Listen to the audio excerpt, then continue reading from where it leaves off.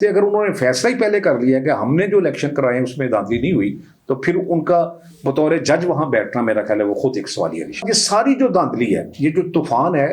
یہ دھاندلی، بدترین دھاندلی جو 2024، یہ اگر چیف الیکشن کمشنر کو یا الیکشن کمیشن کے دیگر ارکان کو نظر نہیں آتی تو پھر وہ فیصلہ کیا کریں؟ یہ اللہ تعالیٰ کو حکم ہے کہ آپ نے فیصلہ کرنا ہے ترازو پکڑ کے، تو آپ ترازو پکڑ کے کوئی فیصلہ، لیکن آپ کہتے ہیں کہ ہم جج بھی فراہم نہیں کر سکتے۔ حامد میر اور عامر میر میں فرق یہ ہے، ایک ہی باپ کے بیٹے ہیں، ایک ہی ماں کے بیٹے ہیں، لیکن جو اقبال نے کہا تھا کہ پرواز ہے دونوں کی اسی ایک فضا میں، کرگس کا جہاں اور ہے شاہی کا جہاں اور۔ عامر میر صوبائی وزیر اطلاعات کی جس کرسی پر بیٹھے ہیں، وہ کرسی پر بیٹھنے کی وجہ سے اس وزارت کا جو پردہ ہے ان کی آنکھوں پر پڑا ہوا ہے۔ اگر یہ وزارت کا پردہ اپنی آنکھوں سے ہٹا دیں تو انہیں یہ دھاندلی نظر آ جائے گی، ویسے ہی نظر آ جائے گی جس طرح حامد میر کو نظر آ رہی ہے۔ نگران حکومت بھی اس میں شامل ہے، اس میں عدلیہ بھی شامل ہے، اس میں ہماری ملٹری اسٹیبلشمنٹ بھی، یہ سب لوگ جو ہیں وہ شامل ہیں۔ اور میں یہ سمجھتا ہوں کہ عامر میر کو جو نظر نہیں آ رہا وہ اسی لیے نظر نہیں آ رہا کہ اصل میں وہ سمجھتا ہے کہ میرے چہرے سے پردہ اٹھایا جا رہا ہے، محسن نقوی کے چہرے سے پردہ اٹھا رہے ہیں، اس لیے ان کو۔ بسم اللہ الرحمن الرحیم۔ ہمارے ساتھ ہیں آصف بھلی صاحب، انہوں نے پچھلے ولاگ میں بڑی زبردست قسم کی باتیں کی، بڑی چشم کشا باتیں کی۔ اب ان سے پوچھتے ہیں، الیکشن کمیشن کی طرف سے کہا جا رہا ہے کہ کوئی دھاندلی نہیں ہوئی، انتخابات شفاف ہوئے ہیں، غیر جانبدارانہ ہوئے ہیں، اور یہ ہماری نگران حکومت اس کا بھی یہی دعویٰ ہے۔ دوسری طرف دونوں کی طرف سے یہ بھی کہا جا رہا ہے کہ انتخابات شفاف ہوئے ہیں، اگر کسی کو نظر آتا ہے کہ دھاندلی ہوئی ہے تو پھر فورم موجود ہیں، ہم بھی موجود ہیں، یہ الیکشن کمیشن کی طرف سے کہا گیا ہے۔ تو یہ دوہرا معیار، دوہری پالیسی، کیا کہیں گے بھلی صاحب اس بارے میں آپ؟ بسم اللہ الرحمن الرحیم۔ عوان صاحب، بات یہ ہے کہ یہ پہلا فورم ہے نا، ریٹرننگ افسر کے بعد ریٹرننگ افسر کے ہاتھوں جو بے ضابطگی ہوتی ہے، جو وہ غلط نتیجہ جال سازی سے بناتا ہے، اس کا پہلا forum he election commission of Pakistan ہے۔ آپ نے دیکھا ہوگا کہ لاہور ہائی کورٹ میں یا مختلف کورٹس میں جو لوگ گئے ہیں، تو بالخصوص لاہور ہائی کورٹ نے بار بار ان جو امیدوار تھے ان کو یہ ہدایت کی کہ آپ کے لیے الیکشن کمیشن کا جو ہے وہ پراپر فورم ہے تو آپ وہاں جائیں، یعنی ہائی کورٹ نے خود ان کو انسٹرکٹ کیا کہ یہ فورم نہیں ہے، وہ آپ کا فورم ہے۔ اب وہ جو فورم ہے وہ بڑی ایک دلچسپ بات ہے کہ میں یہ عرض کرتا ہوں کہ الیکشن کمیشن آف پاکستان کا یہ کہنا کہ دھاندلی نہیں ہوئی جی، اور دوسرا یہ کہنا کہ ہمارا فورم موجود ہے، جن کو شکایات ہیں وہ لے کر آ جائیں، ہاں جی، یہ ایک بڑا مطلب اس میں ایک بڑا تضاد ہے۔ جی، پہلی بات تو یہ ہے کہ الیکشن کمیشن جو ایک عدالت کے طور پر بھی کام کرتا ہے، وہ لوگوں کے فریادیں سننے سے پہلے، ان کی پٹیشن سن سے پہلے، ان کے ریکارڈ دیکھنے سے پہلے یہ کس طرح کہہ سکتا ہے کہ دھاندلی نہیں ہوئی؟ اگر جج پہلے یہ فیصلہ کر دیتا ہے کہ دھاندلی نہیں ہوئی تو پھر تو میرا خیال ہے کہ وہ فورم ہی نہیں ہے۔ جج جو ہے نا اپنے کنڈکٹ کا فیصلہ نہیں کر سکتا۔ میں یہ سمجھتا ہوں کہ جو آر او کے دفتر میں دھاندلی ہوئی ہے، اور یہ جو کمشنر صاحب نے اپنا چٹھا صاحب نے بیان دیا تھا، انہوں نے بڑا جذباتی ہو کر کہا تھا کہ مجھے بھی تختہ دار پر لٹکا دیا جائے اور چیف الیکشن کمشنر کو بھی تختہ دار پر لٹکا دیا جائے۔ ایک اور منصب کا بھی انہوں نے ذکر کیا تھا، وہ میں مناسب نہیں سمجھتا کہ اس فورم پر بات کی جائے، لیکن چیف الیکشن کمشنر کا جو انہوں نے بات کی تھی، ظاہر ہے ان کے پاس شواہد موجود ہیں، ان کے پاس ثبوت موجود ہیں، وہ براہ راست کنسرن تھے۔ لیکن چٹھا صاحب کی بات کو بھی ایک طرف میں رکھتا ہوں۔ میں عرض کرتا ہوں انتہائی مطلب معتبر لوگوں نے، جماعت اسلامی کے ان امیدواروں نے، جماعت اسلامی کے میں ایک امیدوار کی نہیں بات کرتا، جماعت اسلامی کے وہ امیدوار جن کا آپ نے انٹرویو کیا، اس کے علاوہ مختلف حلقوں میں جو امیدوار تھے، اس کے بعد جو کھوکھر صاحب ہیں، وہ جو پیپلز پارٹی کے رہنما تھے، ظہیر عباس کھوکھر، نہیں سر نہیں، جو پیپلز پارٹی کے اپنا نواز کھوکھر کے بیٹے، ان کا نام میں بول رہا ہوں، مصطفیٰ نواز کھوکھر، انہوں نے ٹی وی پر گفتگو کرتے ہوئے کہا ہے کہ میں نے اسلام آباد کے 2 حلقوں سے الیکشن لڑا ہے، میرے پاس اپنے دونوں حلقوں کے فارم 45 کے مکمل ریکارڈ موجود ہیں، میں الیکشن ہارا ہوں، لیکن میرے حلقوں میں جو جیتے ہیں وہ پی ٹی آئی کے آزاد امیدوار ہیں, پی ٹی آئی کے حمایت یافتہ, جن کو جتوایا گیا ہے وہ میرے مقابلے میں نہیں تھے. اب یہ ایک گواہی بھی ہے, انڈیپینڈنٹ ریکارڈ ہے. یہ ریکارڈ پی ٹی آئی کے ہارے ہوئے امیدوار, ہارے ہوئے تو میں نہیں کہوں گا, جن کو ہرایا گیا یا جن کی شکست کو صرف فارم 47 پر تبدیل کیا گیا, ان کے میں 45 فارم بھی گورنمنٹ کے جاری کیے ہیں, پریزائڈنگ افسروں کے جاری کیے ہیں. لیکن میں کہتا ہوں یہ ان کی گواہی کو ہم ایک طرف رکھ دیتے ہیں. ایک انڈیپینڈنٹ گواہی آ گئی کہ وہ دونوں حلقے, اسلام آباد کے حلقوں کی میں بات کر رہا ہوں, اور اسلام آبادی چیف الیکشن کمشنر بیٹھا ہوا ہے. اب یہ سب لوگ جو پورے پاکستان میں جماعت اسلامی یا دوسری جماعتوں کے امیدوار, اور کراچی میں وہ جو ان کے حافظ نعیم صاحب ہیں, انہوں نے تو اپنی سیٹ بھی چھوڑ دی, صرف حافظ نعیم صاحب کا بھی حوالہ دے کر پورے الیکشن پر سوالیہ نشان ہے کہ جس کو آپ نے ایم پی اے قرار دیا, وہ نے کہا بھائی خدا کا خوف کرے, میں ایم پی اے نہیں ہوں, میرے ریکارڈ کے مطابق میں ایم پی اے نہیں ہوں, میرے مقابلے میں جو جیتا ہے وہ پی ٹی آئی ہے, میں سیٹ اس کے لیے چھوڑتا ہوں. تو اس کے بعد یہ ساری جو داندلی ہے, یہ جو طوفان ہے, یہ داندلی, بدترین داندلی جو 2024, یہ اگر چیف الیکشن کمشنر کو یا الیکشن کمیشن کے دیگر ارکان کو نظر نہیں آتی تو پھر وہ فیصلہ کیا کریں گے. لیکن میں اپنی بات کو اختتام اس سوال کے جواب میں اپنی اختتامی کلمات میں بھی یہی کہنا چاہتا ہوں, دوبارہ دہرانا چاہتا ہوں کہ وہ از خود کسی کی درخواست سننے سے پہلے ریکارڈ دیکھے بغیر فیصلہ کیسے کر چکے ہیں کہ داندلی نہیں ہوئی. جی, کم از کم ان کو رائے دینا ان کا اس وقت بنتا تھا جب وہ تمام حلقوں کا ریکارڈ دیکھ لیتے تو پھر وہ اپنا رائے دیتے. اگر انہوں نے فیصلہ ہی پہلے کر لیا کہ ہم نے جو الیکشن کرائے ہیں اس میں داندلی نہیں ہوئی, تو پھر ان کا بطور جج وہاں بیٹھنا میرا خیال ہے وہ خود ایک سوالیہ نشان. اچھا, پھر یہ کہتے ہیں کہ فورم موجود ہیں, جی, تو فورم میں آ جاتے ہیں ہمارے ٹربیونل, جی, جی, جو ہائی کورٹ نے جج دینے ہوتے ہیں. جی, جی, تو جس لیول پہ دھاندلی ہوئی ہے, جس وسیع پیمانے پر باتیں ہو رہی ہیں, جی, جی, تو اسی الیکشن کمیشن کی طرف سے کہا گیا کہ 9 جج دیے جائیں لاہور ہائی کورٹ کے. تو چیف صاحب نے کہا نہیں, ہم تو 2 دے سکتے ہیں. یہ فورم ہے, پھر لٹکتے رہیں گے معاملہ. جی امان صاحب, یہ بڑا اچھا آپ نے سوال کیا ہے. میں نے بھی اخبار میں یہ پڑھا ہے کہ چیف جسٹس صاحب نے یہ کہا ہے. پہلی بات تو یہ ہے کہ جو ہمارے ہائی کورٹ میں اگر ججز تھوڑے ہیں تو ہائی کورٹ کے ان ججز کی تعداد کو پورا کرنے کے لیے بھی ذمہ داری چیف جسٹس, یہ کنسرن ہائی کورٹ جو ہے لاہور ہو یا سندھ ہو یا پشاور ہو, اور دوسرا چیف جسٹس پاکستان, کیونکہ یہ دونوں سے مل کر وہ ایک فائنل ہوتا ہے کہ کس کس کو جج بنانا ہے. تو ایک تو ان کو تعداد تو ویسے ہی مکمل کرنی چاہیے, اور دوسرا ہمارا معذرت سے انتہائی مثالی یہ نظام عدل ہے کہ لوگوں کے 20 25 سال میں کیسز بھی مکمل نہیں ہوتے. اور تیسری بات میں یہ کہنا چاہتا ہوں کہ چیف جسٹس کتنے سنجیدہ ہیں لاہور کے, کہ لوگوں کے دکھوں کی, درد کی جو دوا ہم لینا چاہتے ہیں, دیکھیں آپ فیصلہ کوئی بھی کر دیں ان کا ریکارڈ دیکھ کر, دیانتداری سے. یہ اللہ تعالیٰ کا حکم ہے کہ آپ نے فیصلہ کرنا ہے ترازو پکڑ کے, تو آپ ترازو پکڑ کے کوئی فیصلہ, لیکن آپ کہتے ہیں کہ ہم جج بھی فراہم نہیں کر سکتے, تو اس کا مطلب ہے کہ آپ تو چاہتے ہیں کہ یہ 2 جج آئندہ 15 سال بھی فیصلہ نہ کر سکیں, اور قومی اسمبلی کا جو پیریڈ ہے یا صوبائی کا وہ 5 سال ہوتا ہے, وہ چاہتے ہیں کہ 15 سال بھی اس کا فیصلہ نہ ہو سکے. اچھا, دھاندلی کے حوالے سے حامد میر صاحب, انہوں نے کہا جی کہ اگر انتخابات فارم 45 پر نتائج مرتب کیے جائیں تو مسلم لیگ نون کو ملیں گی 15 سیٹیں,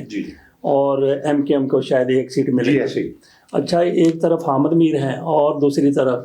انہی کی ماں کے جائے ہوئے عامر میر صاحب ہیں. وہ کہتے ہیں اتنے شفاف انتخابات تو کبھی تاریخ میں ہوئے نہیں, اور جو بندے انتخابات کی طرف انگلی اٹھاتے ہیں, دھاندلی کی بات کرتے ہیں, ان کے گلے پڑ جاتے ہیں. امان صاحب, یہ بڑا ہی آپ نے مطلب ریلیونٹ سوال کیا ہے. میری اس حوالے سے حامد میر صاحب سے بات بھی ہوئی تھی, تو حامد میر صاحب نے ایک بڑی اچھی بات کی کہ آپ کو جس میرے بھائی سے شکایت ہے تو آپ کو یہ شکایت اس کو پہنچانی چاہیے تھی. اچھا جی. میں نے پھر عامر میر صاحب سے بھی رابطہ کیا واٹس ایپ کے ذریعے, ان کو بھی اپنے جذبات و احساسات سے آگاہ کیا, اور آپ کے سوال کے جواب میں یہ عرض کرنا چاہتا ہوں کہ حامد میر اور عامر میر میں فرق یہ ہے, ایک ہی باپ کے بیٹے ہیں, ایک ہی ماں کے بیٹے ہیں, لیکن جو اقبال نے کہا تھا کہ پرواز ہے دونوں کی اسی ایک فضا میں, کرگس کا جہاں اور ہے شاہی کا جہاں اور. تو یہ جو عامر میر صاحب ہیں, پہلی بات تو یہ ہے کہ 3 سال کے لیے نگران حکومت قائم ہوتی ہے آئین کے مطابق. یہ 1 سال سے صوبائی وزیر اطلاعات ہیں, نگران 3 ماہ کے لیے. 3 ماہ والا جو ہے 1 ہاں جی۔ سال سے اب ان کی وہ جی، جی۔ 3 ماہ 1 سال میں تبدیل ہو گئے. ہاں جی، اگر یہ کسی مطلب آئین ملک میں ایگزسٹ کر رہا ہو، عدالتیں، نظام عدل ہمارا صحیح طریقے سے کام کر رہا ہو، تو یہ ان کا جو باقی 9 ماہ کا پیریڈ ہے وہ ایک غیر آئینی نگران حکومت کے غیر آئینی نگران حکومت کے غیر آئینی نگران وزیر اطلاعات ہے. پہلی بات تو یہ. دوسری بات یہ ہے کہ وہ جو حامد میر صاحب کو دھاندلی نظر آتی ہے اور ان کو نظر نہیں آتی، وہ فرق میں آپ کو بیان کرنا چاہتا ہوں. عامر میر صوبائی وزیر اطلاعات کی جس کرسی پر بیٹھے ہیں، وہ کرسی پر بیٹھنے کی وجہ سے اس وزارت کا جو پردہ ہے ان کی آنکھوں پر پڑا ہوا ہے. اگر یہ وزارت کا پردہ اپنی آنکھوں سے ہٹا دیں تو انہیں یہ دھاندلی نظر آ جائے گی، ویسے ہی نظر آ جائے گی جس طرح حامد میر کو نظر آ رہی ہے. تیسری بات یہ ہے کہ براہ راست جو انہوں نے کسی اپنا ٹی وی چینل والے نے ان سے بات کی، بات تو تھی چٹھا صاحب کی، تو انہوں نے نہ صرف چٹھا صاحب کے حوالے سے قابل اعتراض زبان استعمال کی، بلکہ اس اینکر پرسن کے ساتھ بھی ان کی جو گفتگو تھی وہ ایک مہذب اور شائستہ گفتگو نہیں تھی. اور انہوں نے تو کہا کہ یہ دماغی معائنہ ان کا کروایا جائے چٹھا صاحب کا، تو یہ دماغی معائنہ تو پھر ان سے شروع کیا جانا چاہیے کہ چٹھا صاحب نے تو بڑی جرأت سے، بڑی بےباکی سے، اور ان کا لوگ جو ان کے ماضی کو جانتے ہیں،